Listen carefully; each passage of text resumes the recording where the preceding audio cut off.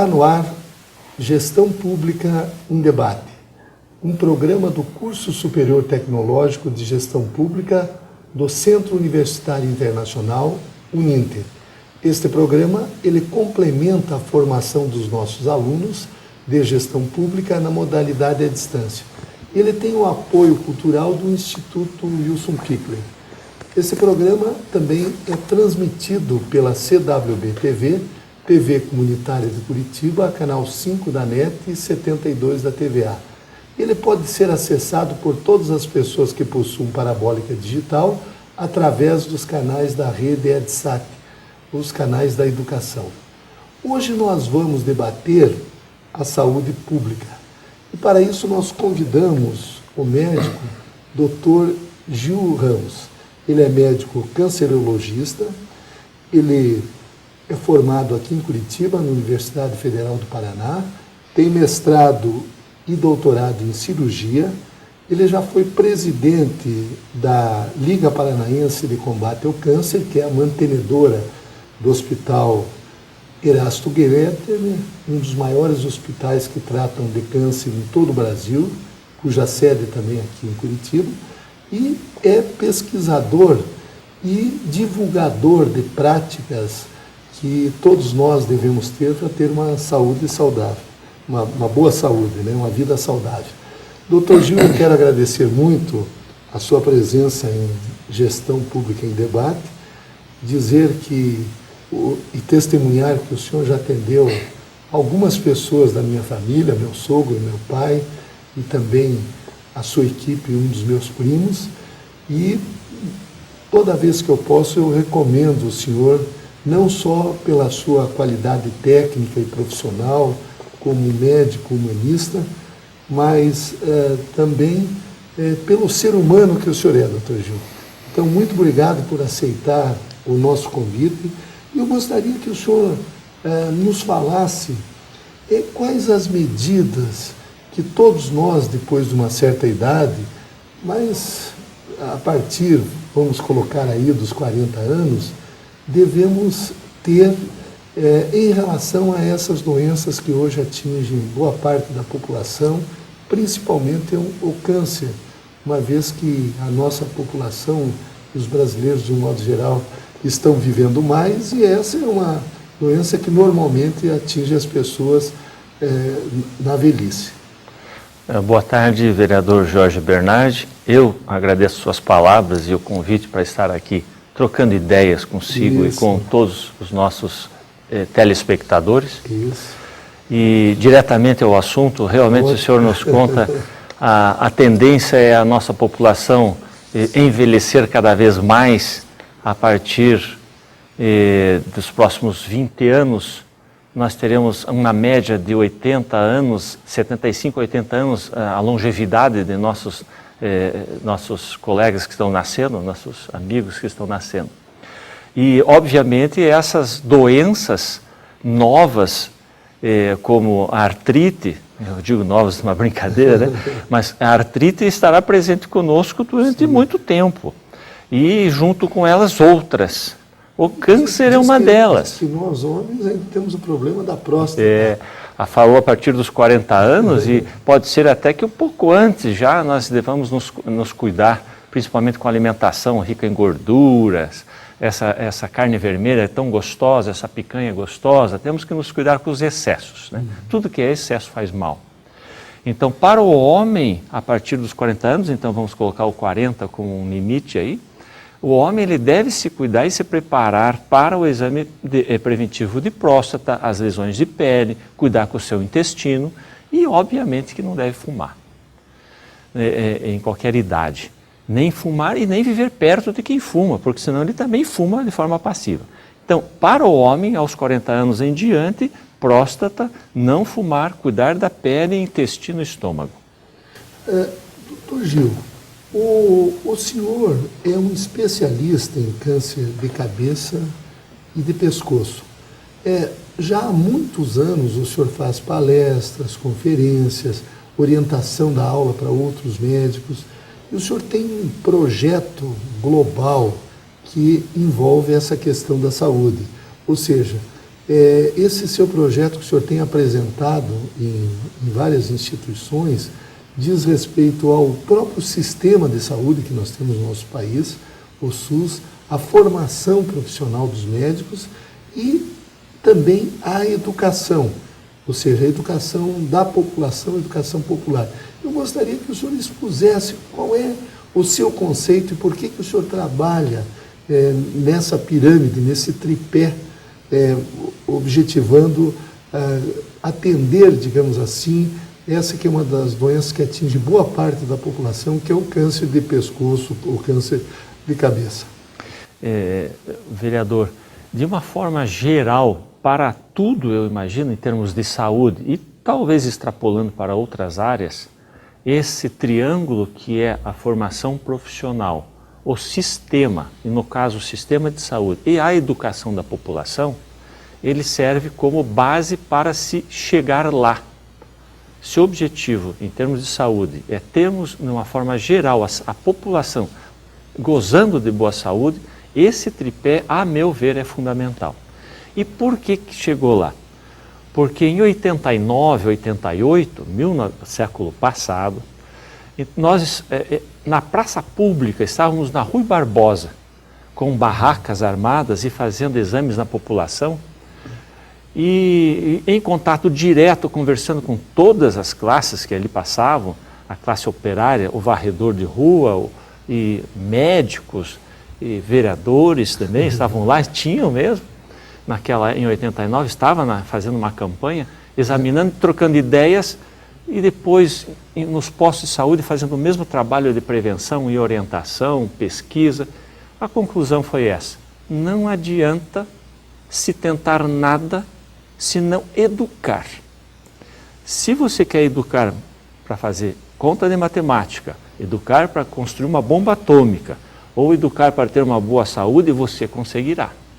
Porque você repete a mesma informação, e se essa informação eu vou chamar do bem, você chegará lá. Então depende de quem brota aquela informação na cartilha, você terá a pessoa com 20 anos seguindo aquela cartilha. Ou mudar de ideia em 50%, mas a maior parte seguirá aquela cartilha. Eu estou pensando pelo bem. Claro. Então, se eu ensino essa população a se alimentar bem, a se proteger, a se cuidar, a ter bons pensamentos, eu sei que ela produzirá substâncias internas boas que lhe protegerão para a saúde, e sei que ela terá dentro dela ideias boas para até exigir de quem lhe governa. Ela exigirá coisas boas, imagino eu. Exigirá que tenha um sistema de saúde que funcione e que tenha neste sistema pessoas treinadas para lhe atender, de todos os níveis. Então, sendo bem educada, ela exigirá bons políticos, bons professores, exigirá bom sistema de saúde, exigirá o bem. Então, a base desse triângulo é a educação da população. E o que nós fizemos? Eu falo nós porque somos um grupo, né? Aliás, eu quero dizer que eu já estive muitas vezes nesses seus eventos. Anualmente o senhor faz essas campanhas justamente para conscientizar a população da necessidade de ter essas preocupações com a saúde. Pois é, e nós temos alguns paladinos da saúde lá no Erasto Gärtner e em outros hospitais, na Santa Casa, no Hospital de Clínicas, no Evangélico, no Hospital do Trabalhador, Cajuru, pessoas que eu conheço que têm essa filosofia, e é claro, tem várias sementes dessa e árvores dessas com essa filosofia em vários locais. Não precisa ser só da saúde, mas de várias profissões. E então nós pegamos essa realidade, essa realidade da praça pública, e nos sentamos e pensamos, o que nós temos que fazer? Este é o problema, nós temos pessoas doentes andando na Rui Barbosa para câncer ou com suspeita de lesões de câncer. O que devemos fazer? Então, esse triângulo foi a conclusão. Nós temos que atuar nas faculdades, temos que atuar nos postos de saúde, nas secretarias, formar pessoas e educar a população naquilo que nós sabemos. E no restante é uma função dos governos. A nossa parte nós vamos estimular. E desde então nós temos atuado nas universidades, temos feito concursos, temos feito de todas as formas possíveis para educar os profissionais. Doutor Gil, eu gostaria de... que medidas, a sua especialidade agora, que é justamente câncer de garganta e de pescoço, enfim, da cabeça, que medidas preventivas nós devemos tomar? O senhor já deu um conselho aí que não podemos, quer dizer, fumar nem pensar, né? Não. Mas, às vezes, as pessoas também tomam uma bebida, vamos imaginar aí uma bebida destilada, uma cachaça ou uma outra bebida mais forte. O hábito também acaba gerando essas lesões e o câncer? O Batman e o Robin do mal para câncer da cabeça e do pescoço são o fumo, que é o Batman, o mais fortão, eu fumo. E a bebida alcoólica é o Robin, que é um pouco mais fraco. A associação dos dois aumenta em 24 vezes a chance de uma pessoa ter câncer comparado com quem não tem nenhum desses hábitos. 24 vezes a mais? A mais. Mas como o efeito não é imediato, além do efeito do prazer do fumo e da tontura da bebida, esse efeito maligno é daqui 15 anos. Então, o momento que se está tendo esse prazer imediato, lá na frente não se pensa, mas terá um resultado maligno. Mas uma pessoa que para de fumar, por exemplo, ela diminui esse risco? Progressivamente. De imediato já existem alguns percentuais de diminuição do risco. E em 10 anos ele praticamente se iguala à população que não bebe e não fuma. Beber em excesso, ou fumar de qualquer quantidade. E o fumar pode ser qualquer tipo, seja cigarro, cachimbo, qualquer tipo de fumo. Hoje tem aqueles narguile, que é aquele esquema árabe aí, aquilo também deve ser prejudicial. Pura, né? E concentrada. E pelo que eu não entendo muito bem, nunca experimentei. Né?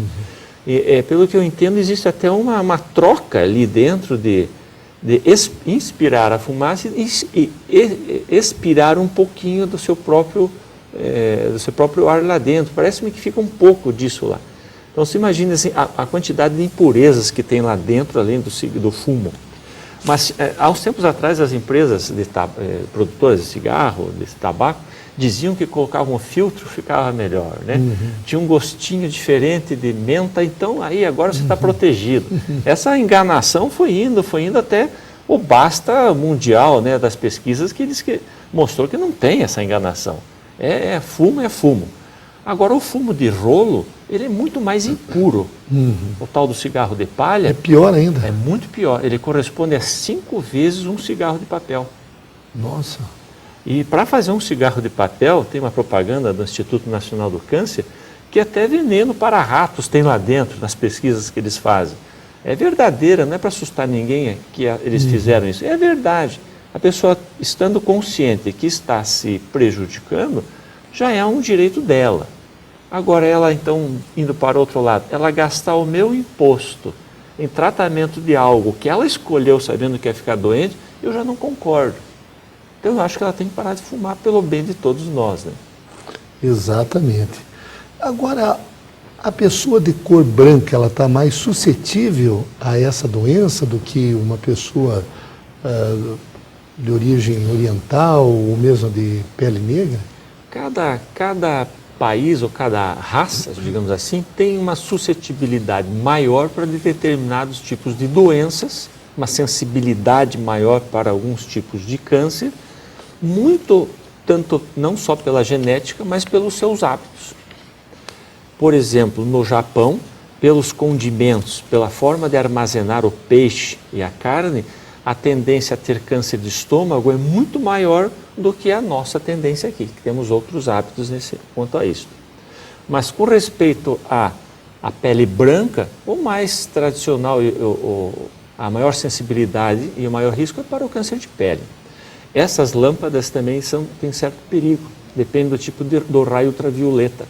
Mas o sol atinge a todos nós de origem caucasiana, europeia, digamos assim, e com maior intensidade. O risco para brancos é só pela pele. A mais pela pele. Pela pele. Agora, doutor Gil, nós temos observado que o câncer de garganta, ele também pode ter uma origem virótica, ou seja, de um vírus. O senhor poderia explicar isso? Às vezes as pessoas não fumam, não bebem e surge esse câncer. Pois é. Alguns outros tipos de câncer, há muitos anos se sabe que tem a ver com a infestação viral. Então, tem um certo tipo de câncer do rinofaringe, que é o fundo do nariz, uma certa doença dos gânglios linfáticos, e agora e do colo do útero, e com grande evidência comprovou-se que é praticamente o mesmo do colo do útero, esse vírus, também atua na garganta, na orofaringe, um pouco na língua e um pouco na laringe, que é o canal da voz. Então, na garganta é muito importante a atuação desse vírus na formação do câncer. Por outro lado, quando é o câncer provocado principalmente por este vírus, a melhora e a chance de cura é maior, por uma característica própria do DNA da célula cancerosa provocada pelo vírus. A alteração lá ela é um pouco diferente do que a alteração simplesmente pelo cigarro. Mas apesar de ter este vírus entrado na jogada, o fumo ainda é o campeão. Então, doutor Gil, eu desde criança, a gente ouve que os cientistas estão pesquisando uma cura para o câncer. Só que são inúmeros tipos de câncer e que talvez um tenha uma possibilidade maior de cura, outro menor. O senhor, como pesquisador, hoje, quais são os métodos, digamos assim, as terapias mais adequadas, mais utilizadas? Ainda é a quimioterapia, a radioterapia? Gostaria que o senhor nos expusesse. Há uns anos atrás, eu ainda estava em formação, e eu estando em formação, isso quer dizer que a tomografia existiu logo em seguida, foi pré-tomografia, e o tratamento básico era a cirurgia, surgiu a radioterapia e começaram a surgir drogas para tratar o câncer, a quimioterapia, e cada vez mais específicas, baseadas no conhecimento de como funciona um câncer, se encontram-se drogas novas, tratamentos novos, e assim vai se indo. Quanto mais você conhece o seu inimigo, mais você sabe como combatê-lo. Mas desde o começo se sabe que é melhor não ter um inimigo ou um câncer do que tê-lo. Então, a prevenção é campeã. E depois que tem, é melhor tê-lo um inimigo pequenininho, é melhor brigar com a Síria do que com os Estados Unidos. Né? Mas quando o senhor fala na prevenção, significa que a pessoa precisa ter bons hábitos de vida? Bons hábitos, porque eu e você agora estamos produzindo células cancerosas em nós. É normal. Estamos, é normal.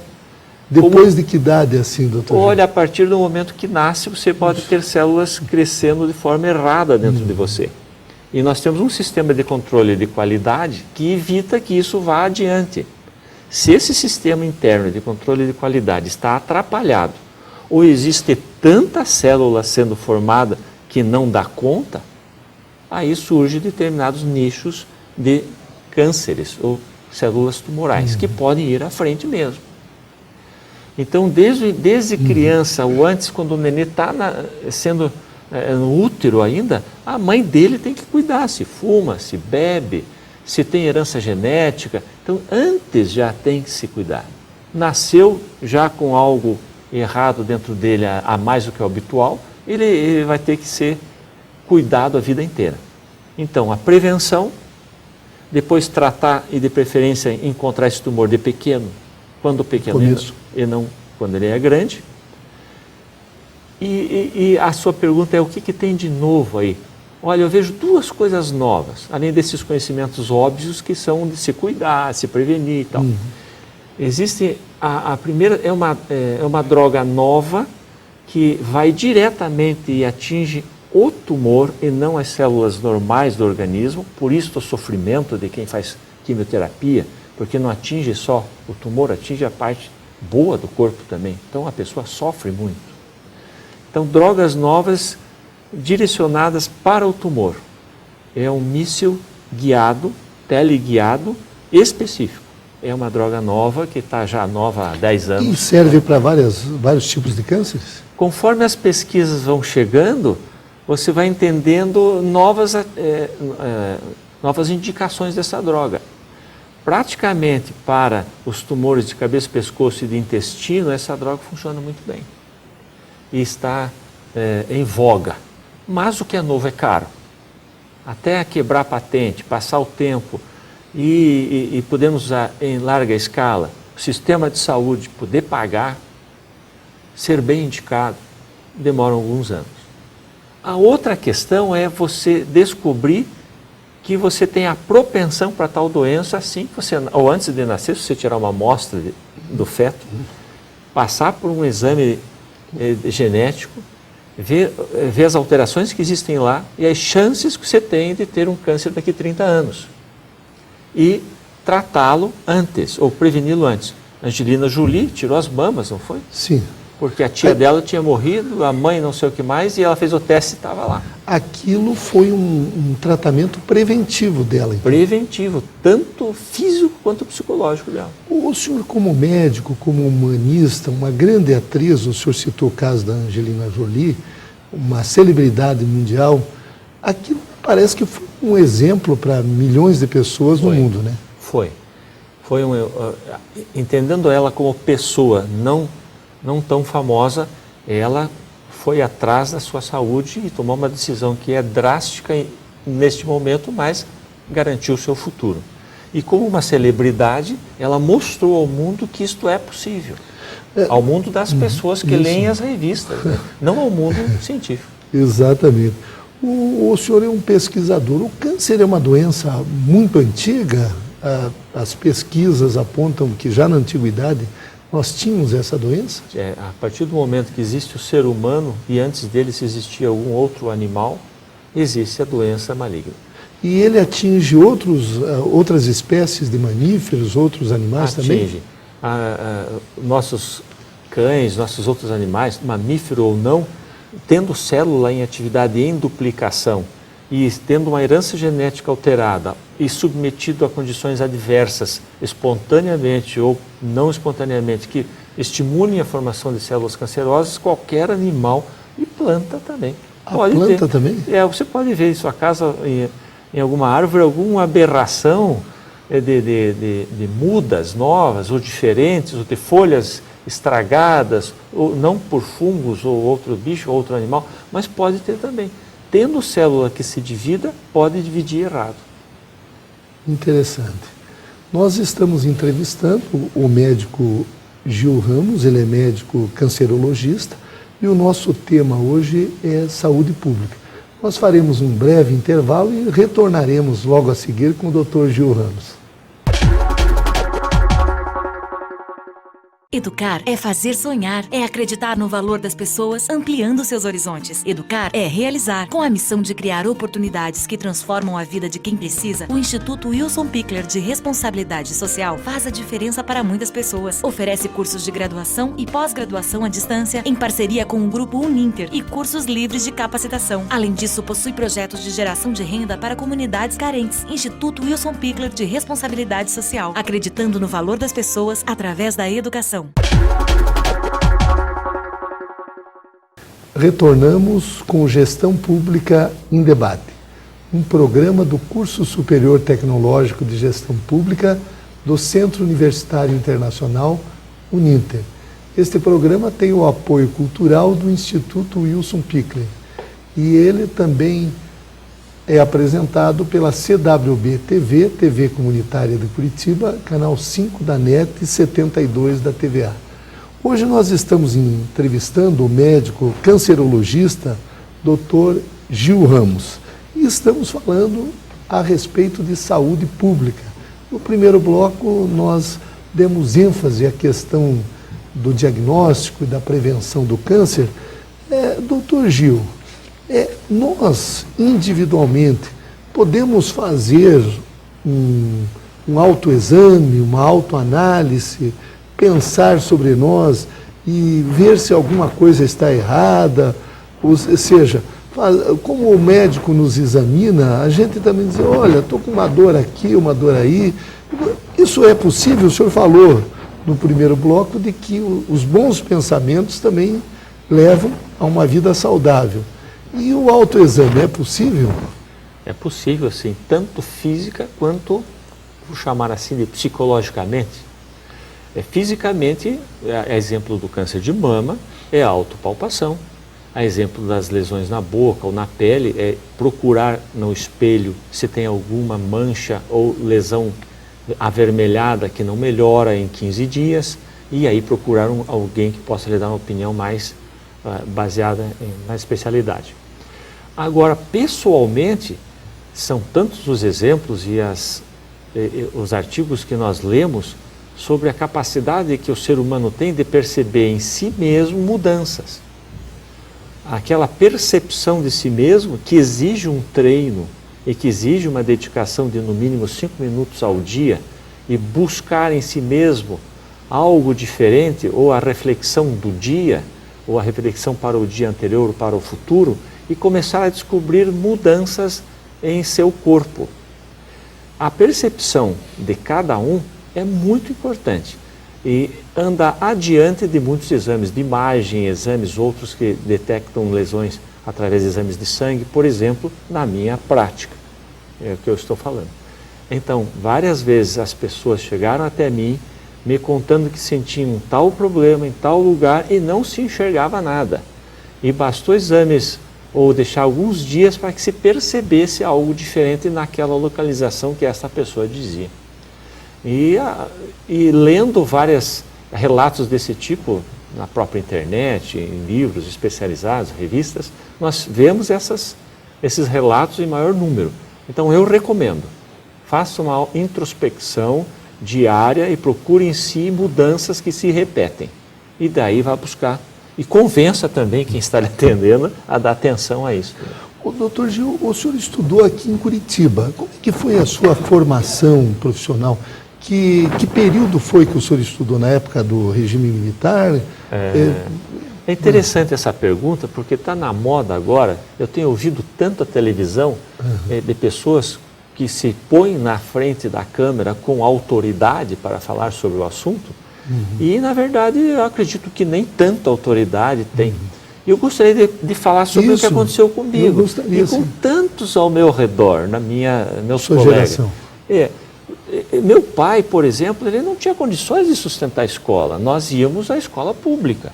Minha mãe... Aqui em Curitiba mesmo? Aqui em Curitiba. Meu pai era militar, era da polícia militar. Depois foi professor. Na sua tentativa de melhorar de vida cada vez mais, chegou a ser professor e foi famoso, foi um grande professor na capital. E a minha mãe, funcionária pública, aos 12 anos ela vendia manteiga na folha de parreira, como ela dizia, de casa em casa aqui no Batel. E família pobre. Então nós frequentamos, meus irmãos, a escola pública de qualidade. Escola pública quando tinha uma boa qualidade. Sim. E a partir daí, por meu pai sendo professor, eu consegui estudar no Bom Jesus, consegui estudar no Santa Maria, colégio militar, mas tudo com a ajuda dos diretores, por meu pai ser professor. Então não precisa ter bagagem ou herança financeira maior para você ter persistência e seguir seu objetivo. Essa lição eu digo a meus filhos, que hoje têm uma situação um pouco melhor que eu tive. E tento proporcionar a eles esta condição quase que eu tinha antes. O senhor tem filhos médicos também? Não, eu tenho uma dentista, uma publicitária e um agora se formará dentista também. Então, mas eu tento mostrar a eles que, e a quem eu posso passar a mensagem de que não precisa ter berço rico ou meio rico para alcançar o seu objetivo. O senhor se formou em que ano, doutor Gil? Eu me formei em 82. 82, então já está 31. mais de 31 anos agora. Atuando. Agora, nós estamos vivendo, doutor Gil, um momento onde há um debate muito grande a nível nacional pela falta de médicos. Eu que conheço o senhor há muitos anos, sempre vi o senhor como um médico humanista que atende pelo SUS, que trata as pessoas assim, com todo o carinho, a educação, as pessoas têm o senhor como um verdadeiro ídolo. Uma palavra do Dr. Gil, para quem passou pelas mãos dele, uma ordem que é seguida cegamente. Como é que o senhor está vendo esse debate? Nós temos 350 mil médicos aproximadamente no Brasil, e daí tem essas notícias de que em muitas regiões nós não temos médicos. O que está acontecendo na saúde pública, doutor Gil? Opinião pessoal. Claro. E é claro que é uma opinião que eu considero um tanto balizada, e também pelas leituras que eu tenho feito. Falta médico em alguns nichos, em algumas regiões do país, falta médico na periferia das grandes cidades, como falta também atendente de saúde, como falta dentista, como falta professor, como falta bombeiro, como falta policial. E infelizmente, eu vejo com certo pessimismo a situação social. Falta tudo em termos de profissão. Falta condição para que cada um destes profissionais atue. Especificamente do médico, falta muita condição de trabalho. Então, se eu tivesse mais 20 médicos comigo, trabalhando no Hospital de Clínicas, na Santa Casa, no Erasto Gärtner, é claro que eu conseguiria falar com mais pessoas e orientar aquilo que pudesse orientar em termos do que fosse possível fazer na conversa e na orientação. Mas as condições em torno disso falta muito. Então é muito simples falar que falta bombeiro. É muito simples falar que falta médico. É simplista demais e não acredito quem é que ainda acredita nisso. Se tiver um pouco de raciocínio, vai ver que não é bem assim. Então, se falta médico, eu concordo, falta em tal região, falta 300 médicos. E dá para levar esses 300 para lá. Como é que não conseguiu levar agora nesse balde de água fria que tentaram jogar numa fogueira enorme, gigantesca, fazendo um programa imediatista? Vamos levar médicos brasileiros para os rincões desse país, dando tanto isso. Como é que é de repente isso? Não se cria nada de repente. A falta se cria progressivamente. Leva anos para faltar. E para ter é mais demorado. É mais fácil destruir, e já é demorado, do que construir. Vai construir um sistema de saúde funcionando com qualidade em 2 anos? Isso é mentira. A gente sabe que não dá. Não dá para construir uma sociedade em 10 anos. Dá para tentar construir, mas com boa vontade. Agora, doutor Gil, eu vi recentemente uma pesquisa de Curitiba, que é uma cidade de referência. O senhor foi diretor e é médico de um dos maiores hospitais de tratamento de câncer do Brasil, que é o Erasto Gärtner, um hospital de caráter filantrópico, e sabe que vem gente de todo o Brasil, e principalmente da região sul, Mato Grosso, até de São Paulo, para ser atendido aqui. Mas eu vi uma pesquisa, li outro dia uma pesquisa de Curitiba, que a maior preocupação da população de Curitiba, que é a 8ª capital em termos de população do Brasil, o 4º ou 5º PIB do Brasil, de que a maior preocupação das pessoas daqui diz respeito à saúde. Há algum problema na saúde básica, na saúde, o atendimento básico nos bairros? Claro, o senhor é um médico especialista, mas o que o senhor ouve dos seus colegas em relação a essa situação? Eu, particularmente, fiz muito trabalho básico como clínico geral. Ah, também? Assim que eu me formei, eu trabalhei no porão de um supermercado em Colombo. Ah, certo. Então, e atendia no porão e numa salinha de uma igreja que tem ali na Estrada Velha de Colombo. Sim. Então, é mais uma tentativa de mostrar que nós atendemos SUS antes de nos formarmos. Estamos voltados a essas questões da sociedade e da nossa própria sobrevivência também. Desculpa, mas então esse argumento de que os médicos precisam fazer um treinamento do SUS, esse não é válido? Se todos já praticamente passam pelo SUS? O treinamento para o SUS é para os médicos que vêm de fora para entender como é que funciona o SUS. Certo. Os daqui do Brasil, se eles não atenderem SUS, o estudante não aprenderá nada. E depois, a maior parte, 90% dos médicos atenderão pessoas do SUS. Não tem como fugir do sistema. Então é uma fala para convencer quem não está atento aos detalhes. Infelizmente, a maior parte das pessoas que ouvem não está atenta aos detalhes. Então, o marketing é feito desta forma. Joga algo óbvio na fala e, atrás deste óbvio, embute a sua ideia, o que quer passar para frente, mesmo que ela não seja a melhor ideia.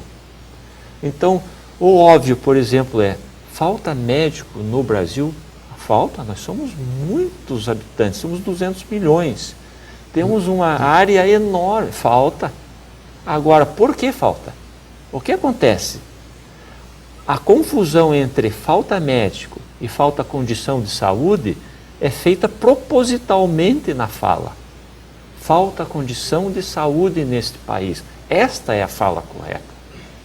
Então, o médico aqui está sendo usado. O senhor acha que o que é destinado de verbas públicas para a saúde? Antigamente nós tínhamos a CPMF, que tinha uma destinação. Proporcionalmente é pouco. Eu vou só lhe dar um dado. O senhor sabe que nós estamos envolvidos aqui com a questão do transporte coletivo. E Curitiba, o transporte coletivo tem um orçamento de mais de 900 milhões de reais, em torno de 980 milhões de reais. E a saúde, todo o sistema SUS, tem um orçamento de 1 bilhão e 100 milhões de reais.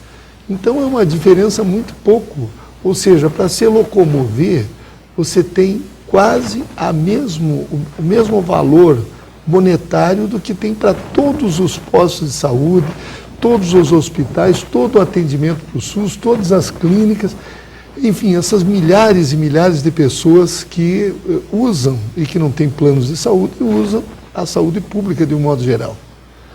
O senhor acha que também essa questão de prioridade em termos financeiros de recursos é uma das causas dessa situação? Certamente que sim. Novamente, quem está atento às falas na televisão percebe que o número falado na televisão, ele parece um número alto. Por exemplo, representa assim, estão sendo investido 1 bilhão na saúde. Nossa, quem ouve a palavra 1 bilhão se assusta, é muito dinheiro. Agora não tem lá, a saúde precisa de 10 bilhões. Nós estamos então investindo 1, faz de conta um número assim. Então essa fala assusta, impressiona, mas não é nem de perto o suficiente. E ao mesmo tempo que você põe 1 bilhão, você tem que cuidar desse 1 bilhão.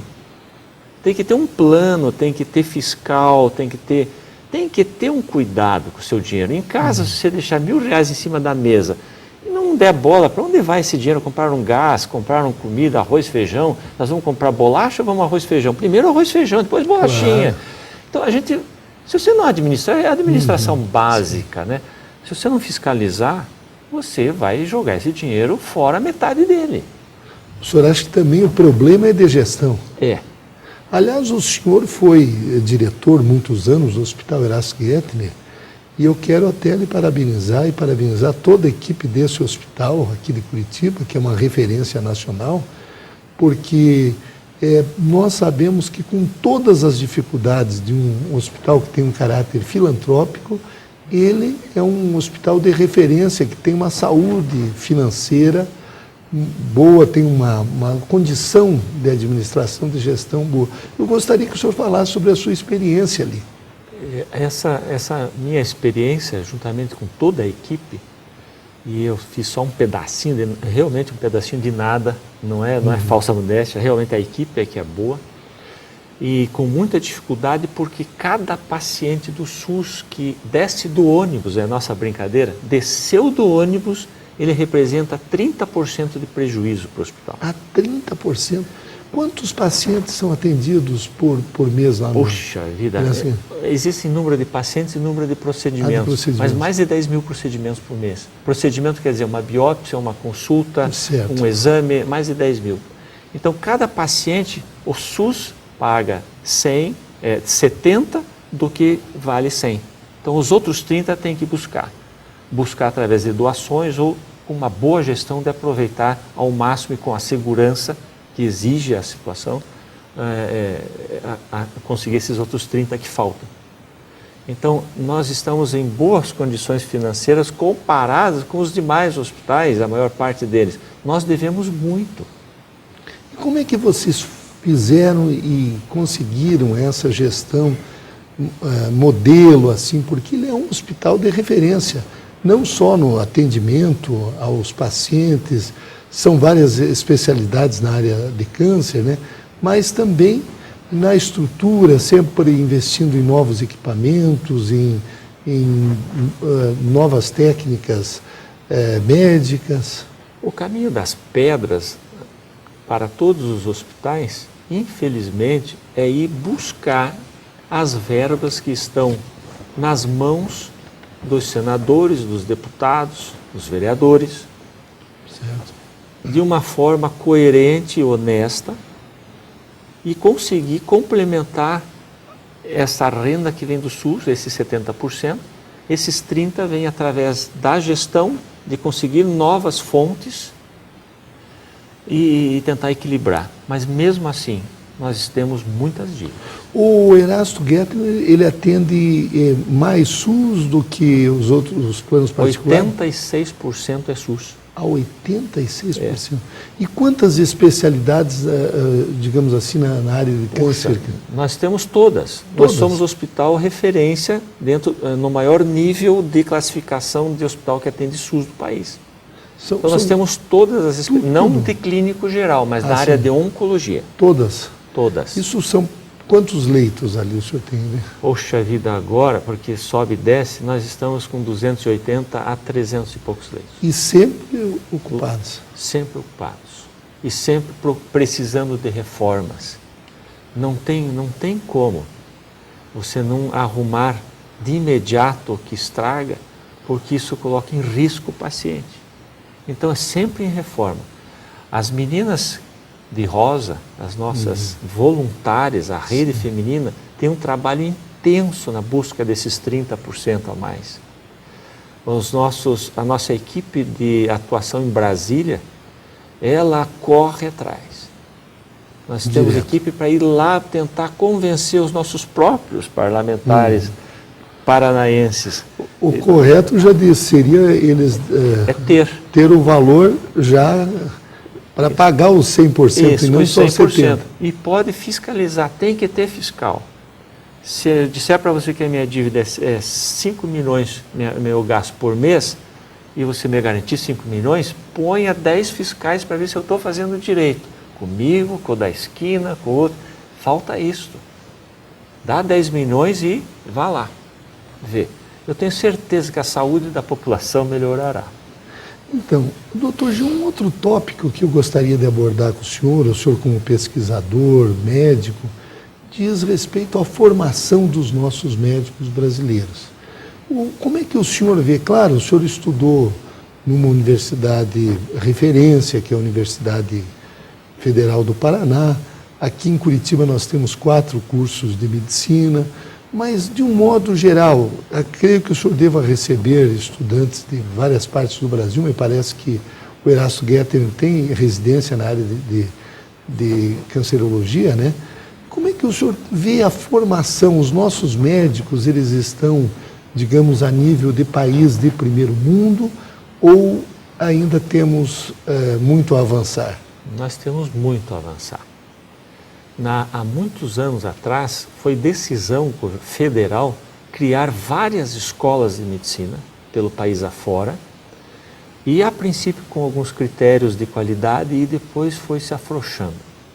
Hoje em dia nós temos escolas de medicina sucateadas, formando médicos da melhor forma possível. É um jeito de pensar muito fraco, a meu ver, em termos de educação, a esse nível especializado.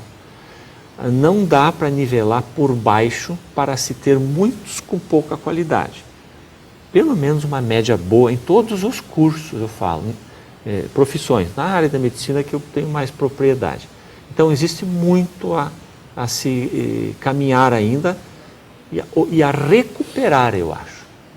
Foi melhor. Teve uma polêmica gerada algumas semanas atrás com o aumento, depois parece que o governo voltou atrás, de 6 para 8 anos o curso de medicina, o médico receberia um CRM provisório, 2 anos ele teria que atuar no SUS.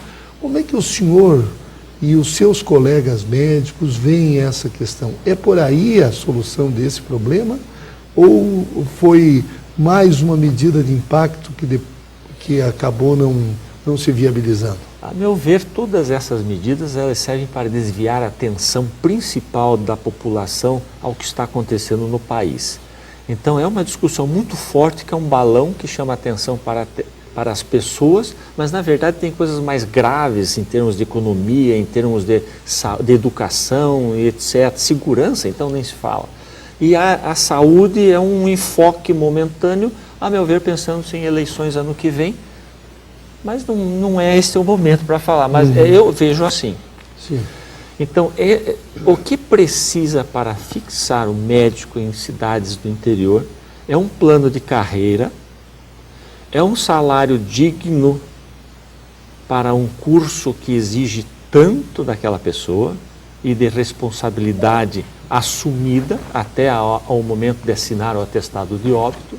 É ele que vai assinar e ele é que vai arcar perante a justiça de todos os seus erros, até se ele assinou errado o atestado de óbito.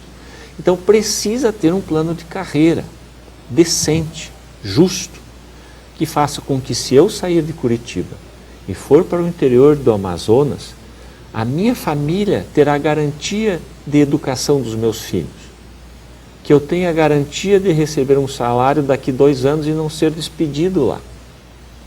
Estou falando num excesso no Amazonas. Imagine, no Paraná isso acontece, que basta ele pegar o ônibus, está aqui em Curitiba, num grande centro. Então, plano de carreira para fixar o médico nas cidades ou nas regiões menos carentes é básico. Condição de trabalho e estrutura é óbvio. Elementar. Então, tem que ter. Por que não tem? Eu não sei. Doutor Gil, eu estou muito satisfeito com a nossa conversa aqui, mas você tem algum tema que eu não abordei, que o senhor gostaria de colocar? Por favor, gostaria que o senhor... Eu gostaria de abordar, então, a vinda de médicos estrangeiros ao país. Nós formamos médicos de qualidade, no mínimo, igual à maior parte dos médicos que estão sendo trazidos. Certo. Então não há necessidade de se trazer de fora com condições e imposições ditatoriais como está sendo feito. Médicos que não está sendo provado que são e que estão recebendo mais do que os médicos que se dedicam ao SUS, a meu ver, e que estão sendo tratados muito mal, essas pessoas que estão vindo para cá. Também. Então, estão sendo tratados mal pelo nosso governo, perpetuando uma situação que está sendo chamada de escravidão de um outro país e atrapalhando internamente a vida política interna do nosso país. Eu não estou entendendo o que está acontecendo. Algo muito grande tem que eu não consigo alcançar no meu entendimento. Então, nós entrevistamos o médico cancerologista, Dr. Gil Ramos, e o tema de hoje foi a saúde pública. Dr. Gil, eu quero agradecer muito a sua presença em Gestão Pública em Debate e não tenho dúvidas de que o senhor contribuiu na formação dos nossos alunos. Eu lhe agradeço pela oportunidade. Muito obrigado.